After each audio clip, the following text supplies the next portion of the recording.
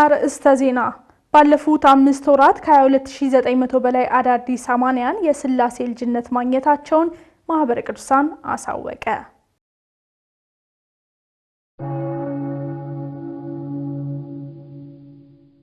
በያዝነው አብይ ጾም ከምግብ ብቻ ሳይሆን ዲጂታል ጾምንም መልመድ እንደሚገባ ተጠቆመ።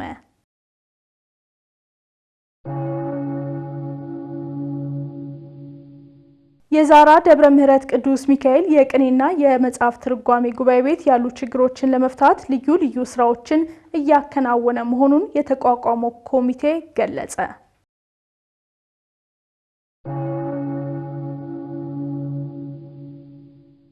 ሰላም እግዚአብሔር ቤተሰቦች ከማህበረ ቅዱሳን ቴሌቪዥን የዕለቱን አብይ ዜና ይዘንላችሁ ቀርበናል። ዜናዎቹን በመምራት በኩል ኤልሳይት ቤተ አብሬያችሁ ቆይታ የማድርግ ይሆናል። ከዜናዎቹ ጋር አብራችሁን ትሆኑ ዘንድ በአክብሮት ጋበዝን። ባለፉት 5 ወራት ከ22900 በላይ አዳዲስ አማንያን የቅድስት ሥላሴ ልጅነት ማግኘታቸውን ማህበረ ቅዱሳን አሳወቀ።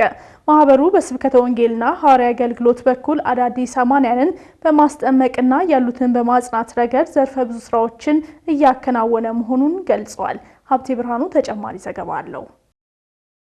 በስልታዊ እቅዱ በተቀመጠው መሰረት በየዓመቱ አዳዲስ አማንያን ከቅድስት ቤተክርስቲያን ህብረት መቀላቀል የማህበረ ቅዱሳን ዋና ተግባር በመሆኑ በተያዘው በጀት ዓመት የስብከተ ወንጌልና ሐዋርያዊ አገልግሎት ስራዎችን በተለያዩ አካባቢዎች እያከናወነ ይገኛል። በዚህ መሰረት ባለፉት 5 ወራት ውስጥ በሀገር ውስጥና በውጭ ዓለማት ባሉ ልዩ አህጉረ ስብከቶች 22968 አዳዲስ አማንያን መጠመቃቸውን ዲያቆን ሙልጌታ ነጋ በማህበረ ቅዱሳን የስብከተ ወንጌልና ሐዋርያዊ አገልግሎት ዳይሬክተር ተናግረዋል። መስከረም፣ ጥቅምት፣ ህዳር፣ ታኅሳስ፣ ጥር 2018 ዓመተ ምህረት በአምስቱ ወራት በተፈጸሙ የሐዋርያዊ ተልእኮ የስብከተ ወንጌል ማስፋፊያ ተግባራት 22968 አዳዲስ አማንያን ተምረው በመጠመቅ የቅድስት ሥላሴ ልጅነት እንዲያገኙ ማድረግ ተችሏል ማለት ነው። በተለይ ደግሞ በባለፉት ወራት ታኅሳስ ወር፣ ህዳር ወር ጀምሮ ሲማሩ የነበሩ 14659 በወርሃ ጥር ተምረው አምነው የተጠመቁ አዳዲስ አማንያን ናቸው። ሌሎቹ ደግሞ በ4 ወራት የተጠመቁ ናቸው ማለት ነው። የስብከተ ወንጌል አገልግሎት በመፈጸሙ የሐዋርያዊ ተልእኮ ማስፋፊያ ተግባራት በመፈጸማቸው በውጭ ሀገርም እነዚህ 165 አዳዲስ አማንያን ተምረው አምነው እንዲጠመቁና የቅድስት ሥላሴ ልጅነትን እንዲያገኙ የማድረግ በተለይም አዳዲስ አማንያኑን ለማጽናት በርካታ የክትትል ስራዎች እየተሰሩ ቢሆንም በአገልግሎት ላይ ተግዳሮቶች እየገጠሙ መሆናቸውን በቆይታቸው ላይ አብራርተዋል። ለተጠመቁ አዳዲስ አማንያን መገልገያ የሚሆኑ አብያተ ክርስቲያናት ይተሰራሉ። ለምሳሌ አሁን በአሁኑ ጊዜ በተለያዩ አካባቢዎች 4 አብያተ ክርስቲያናት እየተሰሩ ይገኛሉ። ስለዚህ አብያተ ክርስቲያናት አሁን እንደ ሐዋርያዊ ተልእኮ ማስፋፊያ ማዕከልነት ያገለግላሉ። ከዛም በተጨማሪ ቤተክርስቲያናት እንኳን ማነጽ በማንችልባቸው አካባቢዎች ደግሞ መካነ ስብከት የስብከተ ወንጌል አዳራሾች እንዲሰሩ የማድረግ እነዚህ ስራዎች ይሰራሉ። አንዱ ተግዳሮት ምንድነው? አሁን እንደሚታወቀው በተለያየ ምክንያት አገልጋዮች ወደ ከተማ የመፍለስ ሁኔታ አለ ማለት ነው እና በቂ አገልጋይ እና ደግሞ በቂ አገልጋይ አለመኖር፣ እነዛ ያሉትም አገልጋዮች ተረጋግተው ማገልገል አለመቻል፣ ለምን የሚደረግላቸው ድጋፍ ማለት ነው። አሁን አንድን አገልጋይ ይሄን አድርግ ይሄን አታድርግ ለማለት የአገልጋይ የሚያገለግልበትን ሙሉ ነገር ማሟላት ያስፈልጋል። ለምሳሌ በቂ ደሞዝ መክፈል ያስፈልጋል። እነዚህ የተጠመቁ ምናምን የሚገለገሉባቸው አብያተ ክርስቲያናት አለመኖር ራሱ ማለት ነው። አሁን ሲጠመቁ በድንኳን ሊጠመቁ ይችላሉ፣ ወይም አብያተ ክርስቲያናት ወዳለባቸው ቦታዎች ሄደው ተጠምቀው ሊሆን ይችላል። ስብከተ ወንጌል አገልግሎታችን በበቂ ሁኔታ ከማህበራዊና ኢኮኖሚያዊ ጉዳዮች ጋር ደግሞ የተቀናጀ ለመሆኑ ያ ማለት ምዕመናን የሚያስፈልጋቸውን ነገር አብረን ማድረስ አለመቻላችን ማለት ነው። ያ አንዱ ተግዳሮት ነው እየገጠመን ያለው የገጠመንም አሁንም እየገጠመን ያለው ወደፊት የሚገጥመን የምንሰጋው ይሄ በቂ በጀት አለመኖር ነው ማለት። በቂ በጀት ቢኖር በቂ ሰው ኃይል ቢኖር ብዙ አገልጋዮች ማሰልጠን ይቻላል፣ መቅጠር ይቻላል። በቀጣይም እየተከናወነ ያለው ሐዋርያዊ ተግባር እንዲቀጥል ሁሉም የሚመለከታቸው አካላት እየተወጡ ያሉትን ሚና እንዲያጠናክሩ አሳስበዋል። በተለይ በሐዋርያዊ ተልእኮ ይሄ ከክርስቶስ የክርስቶስ ቅዱስ ወንጌል ያልሰሙ ወገኖች ተምረው አምነው እንዲጠመቁ እንዲጸኑ የማድረግ ስራ ላይ የተለያዩ አካላት ባለድርሻ አካላት፣ ተባባሪ አካላት የሚሳተፉበት አገልግሎት ነው። አሁንም በበርካታ በተለያዩ አካባቢዎች የሚፈጸም አገልግሎት ስለሆነ ማገዝ ይችላሉ ማለት ነው። በያዝነው የአብይ ጾም ከምግብ ብቻ ሳይሆን ዲጂታል ጾምንም መልመድ እንደሚገባ ተጠቆመ። ይህም መንፈሳዊ ስክነትን የሚያስገኝ ሲሆን የአእምሮ ድካምና ልዩ ተጽዕኖዎችን ለመቀነስ እንደሚያስችል ነው በዘርፉ ባለሙያዎች የተገለጸው። ዲያቆን ኤርሚያስ ደባሱ በጉዳዩ ላይ ተጨማሪ ማብራሪያ አሰናድተዋል። ፈቃደ ስጋን ለፈቃደ ነፍሳችን ከምናስገዛባቸው መንፈሳዊ ምግባራት ውስጥ አንዱ ጾም ነው። በያዝነው አብይ ጾምም ሚዲያ አጠቃቀማችንን ማስተካከል ወይም ዲጂታል ጾምን ተግባራዊ ማድረግ እንደሚገባ የሚመክሩት የኮምፒውተር ሳይንስ መምህሩ ሳሙኤል ገረመው ዲጂታል ጾም ምን ማለት እንደሆነ ያብራራሉ። እንግዲህ የዲጂታል ዓለም ጾም የምንለው ከታብሌቶች ከሶሻል ሚዲያ ለተወሰነ ጊዜ አእምሯችንን ከሰለቡን ነገሮች ራሳችንን መቆጠብ ማለት ነው። መቆጠብ፣ መከልከል እና አፍታ መስጠት ወደሚለው ይመጣል። ጊዜ ረፍት መስጠት ማለት ነው። ይህም ለመልካም ማህበራዊ ግንኙነት እንደሚረዳ የገለጹት ባለሙያው አክለውም ለመንፈሳዊ ስክነት እንደሚረዳና የአእምሮ ድካምንና ልዩ ልዩ ተጽዕኖዎችን ለመቀነስ እንደሚያስችልም አሳውቀዋል። ስለዚህ የዲጂታል ጾም ለምን ያስፈልጋል ካልን አእምሮን ለማሳረፍ፣ ትኩረት ለመሰብሰብ፣ የእንቅልፍ ጥራት ለመጨመር፣ እውነተኛ ግንኙነት ከሰዎች ጋር ለማዳበር፣ ጭንቀትን ለመቀነስ። በተለይ ጭንቀት ፊሞ እንዳልከው ቅድም የሚሶፋውት ማድረግ ሰዎች ምን አምልጦኝ ይሆን እያለ ዝም ብሎ ያለው በቃ ዝም ብሎ አራራ አለው እኮ አራራ ነው የሚባል ሱስ አራራ ዝም ብሎ የማየት ኖቲፊኬሽን የማየት የሰውን ኤክስፕሎት አድርጎ የማየት የራስን ብቻ አይደለም ዝም ብሎ የማየት ነገሮች አሉ። ከነዚህ ሁሉ እንቆጠባለን ማለት ነው። ከዛ ስንርቅ ከዛ ስንቆጠብ 3 ነገሮችን እንጨምራለን። መጀመሪያ አንደኛ እንደ ባለ አእምሮ እናስባለን። እንደ ባለ አእምሮ ሲያስብ ቀጥሎ መንፈሳዊ ስክነት ደግሞ እናመጣለን። መንፈሳዊ ስክነት የአእምሮ ሰላም፣ መንፈሳዊ ስክነት ልብ አድርግ፣ አካላዊ ደግሞ መረጋጋት ይመጣል። የዲጂታል ጫጫታ በበዛበት ዓለም ውስጥ ዝምታን መምረጥ ወይም ዲጂታል ጾምን መምረጥ ትልቅ ቅንጦት በሚመስልበት ዓለም ላይ ዲጂታል ጾምን እንዴት መልመድ እንደሚቻል የኮምፒውተር ሳይንስ መምህሩ ያብራራሉ። ጥቅሙን ካነሳን እንዴት እንጾም? ልክ ቤተክርስቲያን ሲጾም አለ ጾም ቤተክርስቲያን ለህፃናት እንዴት ይጾሙ፣ ታማሚዎች እንዴት ይጾሙ፣ ብርቱዋን ደግሞ ወጣንያን ደግሞ እንዴት ይጾሙ አይደል፣ መነኮሳት እንዴት ይጾሙ፣ ባህታውያን እንዴት ይጾሙ ብሎ እንደ ጸጋው በጸጋው ነው የሚጾሙ አይደለም። እዚህኛውም በጸጋችን የምንጾመው ማለት ነው። ይሄኛው የዲጂታል ዓለም የጾም አይነቶችን ልክ እንደ ምግብ ጾም ዲጂታል ጾምም እንዳቅማችን በየደረጃው ማየት እንችላለን። ጌታችን መድኃኒታችን ኢየሱስ ክርስቶስ በምድር በተመላለሰበት ዘመን በጥንተ ጠላት ዲያብሎስ በ3 ታላላቅ ፈተናዎች ተፈትኗል። ክርስቶስ እነዚህን ፈተናዎች ድል እንደነሳቸው ሁሉ እኛስ ከነዚህ ፈተናዎች እንዴት ልንጠበቅ ይገባል ሲል ባልደረባችን ተመስገን ፈቃዱ ያስቃኘናል። የአብይ ጾም ሲነሳ ጌታችን መድኃኒታችን ኢየሱስ ክርስቶስ በጥንተ ጠላት ዲያብሎስ 3 ታላላቅ ፈተናዎችን መፈተኑን እናስታውሳለን። እነዚህም ፈተናዎች ስስት፣ ትዕቢትና ፍቅረ ነዋይ ሲሆኑ እንዴት ድል እንደነሳቸው መምህር ፍስሐ ተስፋዬ ያስረዳሉ። 3 የኃጢአት ራሶች የተባሉ ስስት፣ መሳሳት ማለት ነው። ከአቅም በላይ ፍላጎታችን መጨመር፣ የማይጠቅመን ነገር ሁሉ ማግበስበስ ነው እና ይህ አጠቃላይ ስያሜው ስስት ተብሎ ተገልጧልና በትህትና ጌታችን መድኃኒታችን ኢየሱስ ክርስቶስ በለጋስነት አልፎታል። ይህንን ሁለተኛው ደግሞ ፍቅረ ነዋይ ወይም የነዋይ የገንዘብ ጥቅም ወይም ደግሞ ፍቅር ማለት ነው። ገንዘብን አብልጦ መውደድ እና ይህንን ገንዘብም ወይም ፍቅረ ነዋይን በተቃራኒው በመጥላት በጸሊአ ነዋይ ፍቅረ ነዋይን በጸሊአ ነዋይ በመጥላት ድል ነሳው ይላል እና ሶስተኛው ደግሞ ትዕቢት እና ዋነኛው ነው መተበት። አምላካችን መድኃኒታችን ኢየሱስ ክርስቶስ የትህትና ባለቤት ነው። ስለዚህ ትዕቢት ይዞ ሰይጣን ሲመጣ በትህትና ድል ነሳው ማለት ነው። ሁሉን የሚያውቅ ሁሉን የሚችል አምላክ በተለያየ መንገድ የመጡበትን 3 ፈተናዎች እንደያመጣጣቸው መልሷቸዋል። ለእኛም ለኦርቶዶክሳውያን እነዚህን ፈተናዎች እንዴት ድል መንሳት እንዳለብን በሚገባ አስተምሮናል ሲሉም አክለው ገልጸውልናል። ዋናው ዓላማውም ለኛ ነው። እኛ እንዴት አድርገን እነዚህን ፈተናዎች እንለፋቸው የሚለው ስለሆነ ክርስቲያኖች መገንዘብ ያለብን ነገር ዲያብሎስ ቀድሞ ከገነት ዕፀ በለስን እንድንጾም ያዘዘንን እግዚአብሔርን ዕፀ በለስን እንዲበሉ አዳምና ሔዋንን አሳስቷል። ስለዚህ ያ ስርዓት ነው፣ አሁንም ያ መንገድ ነውና ያለው ክርስቲያኖች ይህን አውቀውና ተረድተው መልኩን እየቀየረ በተለያየ መንገድ ከሚመጣ ከዲያብሎስ ፈተና ራሳችንን አምላካችን እግዚአብሔር ድል እንደነሳቸው እነዚህን ያርስታ ኃጣው እኛም ልንነሳቸው ይገባል ማለት ነው። በተጨማሪም እንደ ክርስትና ሕይወት በትዕግስት ሆነን ከሚመጡብን ፈተናዎች ልንጠበቅ ይገባል ሲሉ መልእክት አስተላልፈዋል። የሰው ልጅ ነህ ማነህ እያለ የጌታችንን እያወጣጣ ይጠይቀው ነበር ይላል ሰይጣን መልኩን እየቀየረ። ስለዚህ ምንም ግን ጌታችን አልመለሰለትም ነው የሚለው። የሚደንቅ ነው። ምንም ነገር አልመለሰለትም ይላል። ስለዚህ ክርስቲያኖች ዛሬም ልበ ሙሉዎች ሆነው እንደው ምስጢራቸውን አባካኞች ሳይሆኑ በውስጥ ያዘው ነው የሚለው ጌታችን። ምንም አላለውም ይላል። ግን ጌታችን እንደ አምላክነቱ ድል ነስቶታል። እኛም ደግሞ እንደ ክርስትና ህይወታችን እንደ ሰውነታችን እኛም ምንድነው ማድረግ ያለብን? በትዕግስት ሆነን ለጆሮዎቻችንን ለባዕድ ነገር ሳናዘወትር ወይም ደግሞ ሌላ ነገር ጆሮ ሳንሰጥ የእግዚአብሔርን ቃል ብቻ በመስማት ልንጾም ይገባል ማለት ነው። ተመልካቾቻችን የእንግዳ ሰዓታችን ላይ ደርሰናል። እንግዲህ በዛሬው የእንግዳ ሰዓታችን የምንቃኘው የቅድስት ሥላሴ ዩኒቨርሲቲን የርቀት ትምህርት ምን ይመስላል ብለን ነው። እንግዲህ በቅድስት ሥላሴ ዩኒቨርሲቲ የርቀትና በየነመረብ ትምህርት ኮሌጅ ዲን ቀሲስ ካሳሁን ገብረ ሕይወት እዚህ ስቱዲዮ ተገኝተዋል። እንኳን ደህና መጡ። እንኳን ደህና ቆያችሁ። እንደሚታወቀው የቅድስት ሥላሴ ዩኒቨርሲቲ የርቀት ትምህርት የጀመረው ያው 2010 አካባቢ ነውና እንደው እንዳጠቃላይ የርቀት ትምህርት ለመስጠት በተለይ በአሁኑ ጊዜ ለምን አስፈለገ?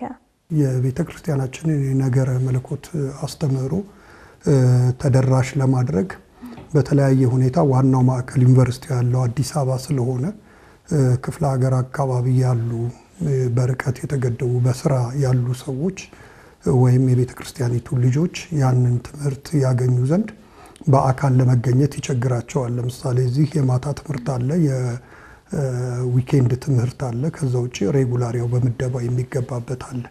ነገር ግን ይሄንን ጊዜ የሌላቸው ትምህርቱን የሚፈልጉ አገልጋዮችና ምእመናን እንዲህ አይነት አማራጮች መቅረብ ነበረባቸው። ዩኒቨርሲቲው ሴኔት ይሄንን ካጠና በኋላ የርቀት ትምህርት ኮሌጅ መቋቋም እንዳለበት አምኖ ከ2010 በፊት ጀምሮ በየጊዜው እየተሻሻለ የመጣ የራሱ የሆነ የስርዓተ ትምህርት ቀረጻ ከዋናው የስርዓተ ትምህርት ቀረጻ ጋር አብሮ የተሰናሰነ የራሱ የሆነ የስርዓተ ትምህርት ቀረጻ ተደርጎለት በኮሌጅ ደረጃ ተቋቁሞ እየሰጠ ይገኛልና በዋናነት በጊዜ ጉዳይ በአካል በመገኘት መማር የማይችሉ በውጭም በሀገር ውስጥም ያሉ ምእመናንና አገልጋዮች የነገረ መለኮት ትምህርትን ተደራሽ ለማድረግ ነው። መልካም። እንግዲህ በቅርቡ ደግሞ በጅማና በወላይታ ሀገረ ስብከት የጀመረው የርቀት ትምህርት አለና እንደው በእነዚህ ሀገረ ስብከቶች ላይ የተጀመረው የርቀት ትምህርት ምን ተስፋ አለው? ዩኒቨርሲቲው ከዚህ በፊትም የተወሰኑ እንቅስቃሴዎች ነበሩ። መምህራን እየሄዱ እዛው ክፍለ ሀገር እየሄዱ የሚያስተምሩባቸው ሁኔታዎች ነበሩ። አሁን ለየት የሚያደርገው ምንድነው? በማዕከል ደረጃ ራሱ እዛው ችሎ እንዲቋቋም መደረጉ ነው እና ለጊዜው የተወሰደው የጅማ ሀገረ ስብከትና የወላይታ ሀገረ ስብከት ነው። እሱን እንግዲህ በዚህ ዓመት በ2018 የትምህርት ዘመን ነው የተከፈተው። ጥቅምት አካባቢ ላይ ነው ምዝገባ የጀመርነው። በዛን ወቅት በነበረው ሁኔታ እንግዲህ እንደ መጀመሪያ ብዙ አገልጋዮችና ምእመናን ተደራሽ ሆኗልና እያንዳንዱ አሁን ሁለቱ ላይ በጋራ እንደው ወደ 700 የሚሆኑ ተማሪዎች አድርገናል ተቀብለናል ማለት ነው። ስለዚህ ይሄ ወደፊት እየተስፋፋ የሚሄድ ነውና እንደ ጅማሩ ትልቅ የሚታይበት ተስፋ የሚጣልበት ነው። እኛም ደግሞ ከዛ ጋር በያይዞ አሁን የነገረ መለኮት አስተምህሮ ተማሪዎችን የምንቀበልበት መስፈርት የከፍተኛ ትምህርት ተቋማት መግቢያ ውጤት ያላቸውን ነው የምንቀበለው። ስለዚህ ደግሞ በተለያየ መልኩ ለከፍተኛ ትምህርት ያልበቁ በቤተ ክርስቲያኒቱ የአብነት ትምህርት ቤት የደከሙ አገልጋዮች ደግሞ ተሳታፊ የሚሆኑበት ራሱን የቻለ ጎን ለጎን ካሪክለም ዝግጅቶች እየተከናወኑ ነው ያለው። ምናልባት እንግዲህ በውጭው ዓለም የሚኖሩ ኦርቶዶክሳውያንን ተጠቃሚ የሚያደርግ በሌሎች የዓለማችን ክፍሎች እንዲህ የመክፈት ነገር እቅድ አለ ወይ? አሁን እሱን ለጊዜው እያስተናገድን ያለ ነው። እንግዲህ ያው ከስሙ ራሱ እንደምንረዳው ከኮሌጁ ስም የርቀትና በይነት መረብ ነው። ስለዚህ በኢለርኒንግ የምናደርጋቸው በቨርቹዋል ክላሶች አሉን ማለት ነው። ከ2014 ጀምሮ የምንሰጣቸው ከየትኛውም ዓለም ያሉ ተማሪዎች አሉን። እነሱ ተማሪዎች ስኬጁል ወጥቶላቸው በዛ ስኬጁል መሰረት በበይነ መረብ ትምህርታቸውን ይከታተላሉና በዚህ ደረጃ እያደረግን ነው። እንግዲህ ይህን እያሰፋን ስንሄድ በቅርንጫፍ ደረጃ ራሱ ይታሰባል ወደፊት ማለት ነው። ሌሎቹ ጋም ለማዳረስ አሁን ባለበት ሁኔታ ግን በበይነ መረብ የማስተማር ዘዴ ነው ትምህርቱን እየሰጠን ያለ ነው እንጂ ከ2014 ጀምሮ እንግዲህ ማለት ወደ 5 እና 6 ዓመት ባቾች አሉ ማለት ነው። በየአመቱ ራሳቸውን የቻሉ ተማሪዎች አሉ በበይነ መረብ ትምህርታቸውን ከሁሉም ዓለማት ሆነው የሚከታተሉ አገልጋዮችና ምእመናን። ቀሲስ የትምህርት አሰጣጡን ከማስፋት አንጻር በቀጣይ የሚታሰቡ ስራዎች አሉ ወይ? እነዚህና ሌሎች ደግሞ በቀጣይ ሊሰሯቸው ያሰባቸዋቸው ባጭሩ ምንድነው? የትምህርት አሰጣጥ ስንል እንግዲህ የመጀመሪያው ያለውን የትምህርት ጥራት የተሻለ ማድረግ እሱን ራሱ የተለያዩ ሞጁሎቻችን ለምሳሌ እያንዳንዱ መምህር ሞጁል አዘጋጅቶ ከዛ ያ ሞጁል ሪቪው እየተደረገ በደንብ ስታንዳርዱን የጠበቀ ሞጁሎች እየተዘጋጁ ነው ያሉት። እንደ አዲስ አሁን ባለበት ሁኔታ ለርቀት ማስተማሪያ የሚሆኑ ሞጁሎች መስፈርት ወጥቶለት በመስፈርቱ መሰረት እየተዘጋጀ ነው ያለው። ከዛ በዘለለ ተማሪዎች እንግዲህ እኛ ጋር ሲቆዩ ለ5 ዓመት ያህል ወደ 186 ክሬዲት አወር ነው 183 ክሬዲት አወር ትምህርትና የመመረቂያ ጽሑፋቸውን ጨምሮ ወደ 186 ክሬዲት አወር ለ5 ዓመት ይከታተላሉ ማለት ነው።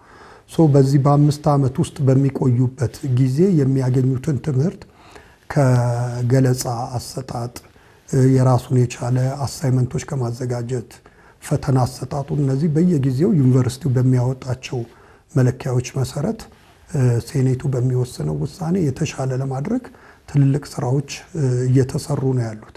ከዛ በዘለለ ግን ቅርንጫፍ ማዕከላትን እንደዚሁ ተደራሽ ለመሆን አሁን የወላይታና ጅማ ሀገረ ስብከት ላይ ነው እንቅስቃሴዎች የተደረጉት። አበረታች ውጤት ስለተገኘበት በቀጣይ ያው ኒድ አሰስመንቶች እየተሰሩ ነው ያሉት። ለምሳሌ ባህር ዳር ላይ፣ ድሬዳዋ ላይና ደሴ ላይ የመክፈት እቅዶች አሉ። ለነሱ የሚሆን ቅድመ እንትኖች ምን ያህል ተማሪ ልናገኝ እንችላለን፣ ምን ያህል ፍላጎቱ አለ የምንለው ኒድ አሰስመንቶች እየተሰሩ ነው ያሉት። ስለዚህ በቀጣይ እየሰፋ የሚሄድ ነው፣ እንደ እግዚአብሔር ፍቃድ እያሰፋ ነው የምንሄድ ትልቅ ተቋም ነው የሚሆነው ራሱ የርቀት ትምህርት ማዕከሉ ማለት ነው። በቅድስት ሥላሴ ዩኒቨርሲቲ የርቀትና በይነመረብ ትምህርት ኮሌጅ ዲን ቀሲስ ካሳሁን ገብረሕይወት እዚህ ስቱዲዮ ድረስ መጥተው ለሰጡን አጠቃላይ ማብራሪያ በተመልካቾቻችን ስም እናመሰግናለን። አመሰግናለሁ። እግዚአብሔር ይስጥልን። ተመልካቾቻችን ዜናዎቻችን እንደቀጠሉ ይገኛሉ። ከአፍታ ቆይታ በኋላ ተመልሰን እንገናኛለን።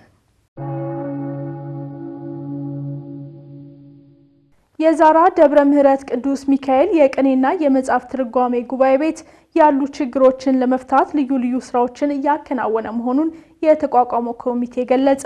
ኮሚቴው ለጉባኤ ቤቱ ቋሚ የገቢ ምንጭ የሚሆኑ ፕሮጀክቶችን በመንደፍ ወደ ትግበራ ለማስገባት በሂደት ላይ እንደሚገኝ ገልጿል። ዲያቆን ኤርሚያስ ደባሱ ብፁዕ ቅዱስ አቡነ መርቆሬዎስ ብፁዕ አቡነ እንድርያስን ጨምሮ በርካታ ሊቃነ ጳጳሳትና ሊቃውንተ ቤተ ክርስቲያን የተማሩበት ዛሬ ላይም የቅድስት ቤተ ክርስቲያን የእውቀት ምንጭ የሚቀዳበት ጉባኤ ቤት ነው የዛራ ደብረ ምሕረት ቅዱስ ሚካኤል የቅኔና የመጻሕፍት ትርጓሜ ጉባኤ ቤት። ይህ ጉባኤ ያጋጠሙትን ችግሮች ለመፍታት በሀገረ ስብከቱ ሊቀ ጳጳስ እውቅና የተሰጠው ኮሚቴ ተቋቁሞ ለጊዜያዊ ችግሮች መፍትሄ ሲሰራ መቆየቱንም የኮሚቴው ሰብሳቢ ዶክተር አበራ ጥበቡ አሳውቀዋል። አሁን ተማሪው ውጭ ነው ያለው። ስለዚህ ምን እናድርግ የሚል ውሳኔ የሚያስፈልገው ውይይት አደረግን። ለጊዜው በቆርቆሮ በእንጨት የተሰራ ቤት መኖር አለበት ተብሎ ብዙ ቆርቆሮ ቤቶች ተሰርተዋል። ስለዚህ የመኖሪያ ችግር ለጊዜው ለማቃለል ማለት ነው። ሁለተኛው የማብሰያ ማድ ቤት አልነበራቸውም። በጣም ከፍተኛ ችግር ነበር። ለ200 ለ300 ተብሎ የተሰራችው የማብሰያ ቤት አሁን ለ1500 ለ1800 ተማሪ አይበቃም። ቀኑን ሙሉ ወረፋ ነበር እንትን የሚያደርጉት። አሁን ግን ያንን እንትን ለማድረግ ትልቅ ቤት ተሰርቶ የማብሰያ ቤት በፈለጉት ሰዓት ተማሪዎቹ ገብተው ምግባቸውን ማብሰል የሚችሉበት ሁኔታ ተፈጥሯል። ጉባኤ ቤቱ ከነበረበት ችግር አንጻር ጊዜያዊ መፍትሄ የተሰጠ ቢሆንም ያልተቀረፉ ችግሮች ስለመኖራቸው የጉባኤ ቤቱ መምህር መላከ ምህረት ለይኩን ሰንደቄ ገልጸዋል። ማለት ነው የተማሪዎች መጸዳጃ ችግር ቤት ስለነበረባቸው እሱን ለማስተካከል ድንጋይ ደፍተው ነበር። ግን የሆነም እንጂ ቤቱ አልተሰራም። የሚሰራበት ቦታ እጭ ስላልሆነ ስላልተመቻቸ አሁን እሱ ድንጋዩ ተደፍቶ ያለ ችግር አልተስተካከለልንም።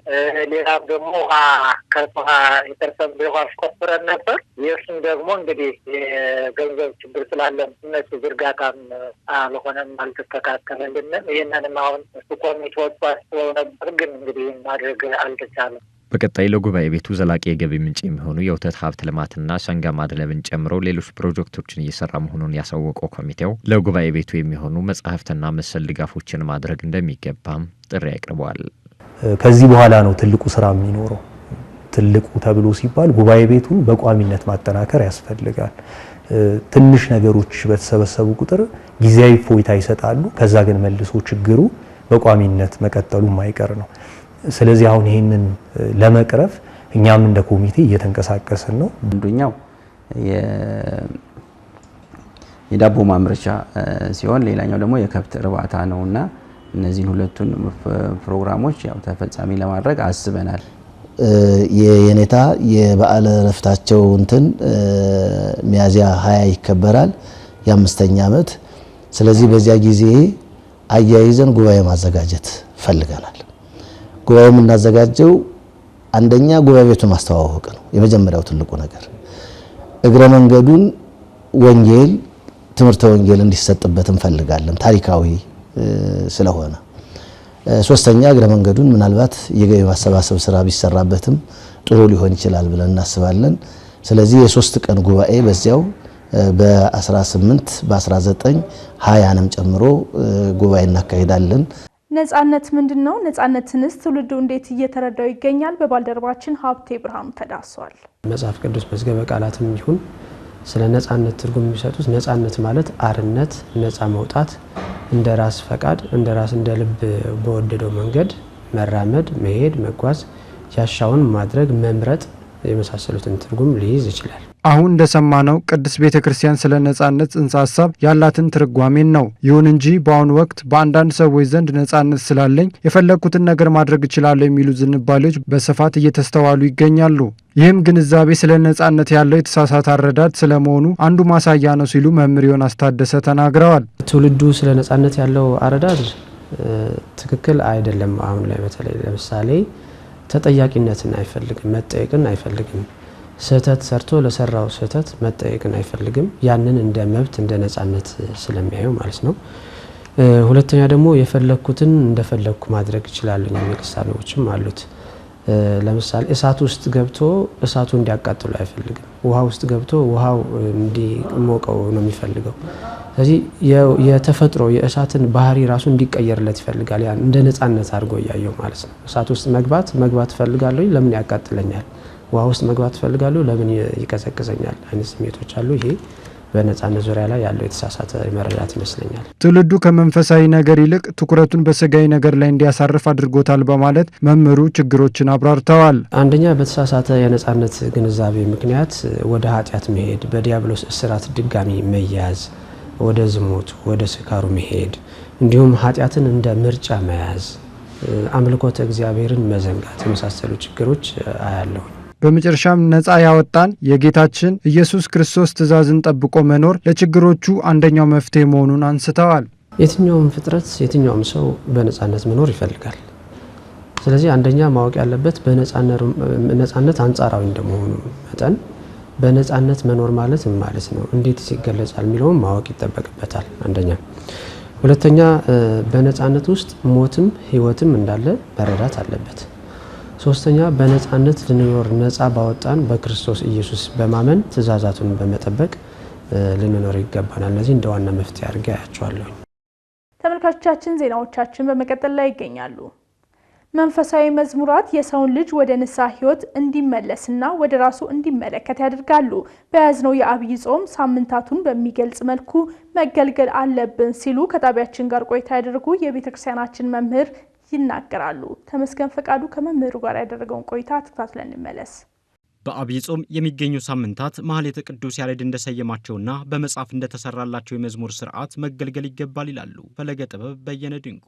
ቅዱስ ያሬድ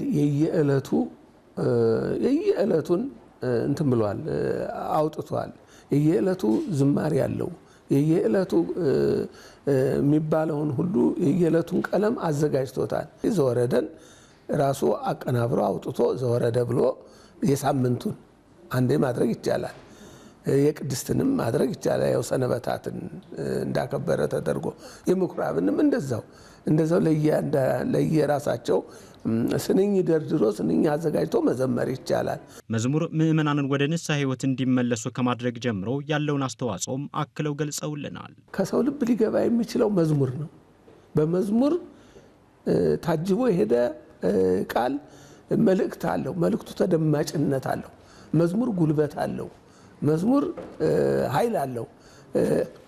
እና ቃልን ለማስተላለፍ ትልቅ ጉልበት ስላለው በመዝሙር እንደገና የንስሐው ደግሞ ልብን ለመስበር የሰውን ልጅ በቃ ወደ ራሱ እንዲያስብ ወደ አምላኩ እንዲያስብ ከዛ ጻድቃን ሰማዕታትን የነሱን ታሪክ በማምጣት ስለነሱ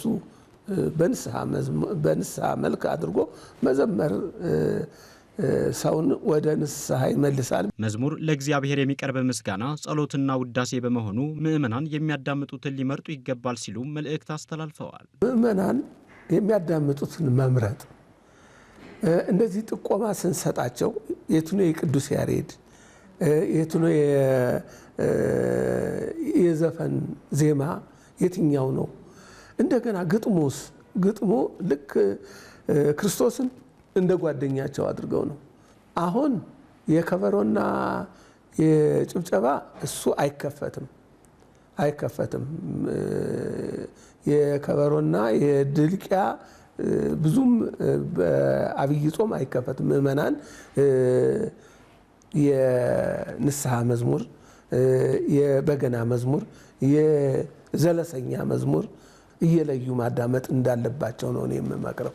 በዛሬው ዕለት ታስበው ከሚውሉት ቅዱሳን መካከል ቅድስት ፍቅርተ ክርስቶስን የተመለከተ አጭር ታሪክ ወደ እናንተ ይቀርባል። እሱን ተከታትለን ተመልሰን እንገናኛለን። የክርስቶስን ባህሪ የካደው ሱሲኒዮስ ክሌባሪን በተቀበለ ጊዜ ቅዱሳንን በማሰቃየት የሰማዕታት ታሪክ ውስጥ የሚጠቀሱት ቅዱሳን ደናግላን ባልና ሚስት ቅድስት ፍቅርተ ክርስቶስና የተቀበለችው የተጋድሎ ሕይወት የዛሬው ታሪክ እንዲያስታውሳቸዋል። ቅድስት ፍቅርተ ክርስቶስ ሕይወት የሆነውን ቅዱስ ሥጋህን ክቡር ደምህን የሰጠኝ አምላኬ ክብር ምስጋና ይግባ በማለትም በ80 ቀኗ አምላኳ እግዚአብሔርን ያመሰገነች ለ40 ዓመታት በድንግልና የኖረች ለመካን እናትና አባቷም በብዙ ጸሎት የተሰጠች ጸሎቷና ምልጃዋ ለአመነባት ሁሉ የሚሆን እናታችን ቅድስት ፍቅርተ ክርስቶስ ከባለቤቷ ቅዱስ ዘርአ ክርስቶስ ጋር በዛሬው ዕለት ሰማዕትነትን ተቀብላለች። እናታችን ቅድስት ፍቅርተ ክርስቶስ አባ ዳንኤል ከሚባል አባት መጻሕፍትን እየተማረች ካደገች በኋላም ለአቅመ ሔዋን ስትደርስም ዘርአ ክርስቶስ ለሚባል ደግ ሰው አጋባት። ከባሏ ጋርም ሳይገናኙ ለ40 ዓመታት ሳይተዋወቁ በድንግልና ኖረዋል። በዘመናቸው በኢትዮጵያ ነግሶ በነበረው አጼ ሱሲኒዮስ ሃይማኖቱን ለውጦ ሁለት ባሪ የሚለውን የካቶሊክ እምነት በመቀበሉ ክርስቲያኖችን እየገደለ ነው የሚል ወሬ ሰምተውም ወደ ንጉሱ በመሄድ ሳይፈሩ ስለ ተዋህዶ ሃይማኖታቸው በንጉሱ ፊት መስክረዋል። ንጉሱም በጣም የበዛን መከራም አድርሶባቸዋል። መከራ በበዛ ቁጥር እነሱም እየጸኑ ተከታዮቻቸውና የንጉሱን ሰራዊቶች ሳይቀር አሳመኑም። 60,000 የሚደርሱ ክርስቲያኖችም ሰማዕትነትን ተቀብለዋል። እነርሱም እየጸኑ ተከታዮቻቸውና የንጉሱን ሰራዊቶች እያሳመኑ ቢያስቸግሩ በሰማዕትነት አንገታቸውን ሪጎን በተባለ ቦታ አስቆርጧቸዋል። አንገታቸው ሲቆረጥ ከሁሉም ደም፣ ውሃ፣ ወተት ፈሷቸዋል። አምላከ ሰማዕታት ከነይ ቅዱሳን ሰማዕታት ምልጃና ጸሎት ረድኤት ያካፍለን ለዘለዓለሙ አሜን። ተመልካቾቻችን ለዕለቱ ያዝነው አብይ ዜና እየተከታተላችሁትን ይመስል ነበር። ከዜናዎቹ ጋር አብሬያችሁ ቆይታ ያደረኩትኝ ኤልሳቤት ቤተ ነበርኩኝ። ለነበረን የአብሮነት ቆይታ ከልብ ማመስገን ቀሪ መርሃ ግብሮች ወደ እናንተ መርሳቸውን ይቀጥላሉ። ይቆየን።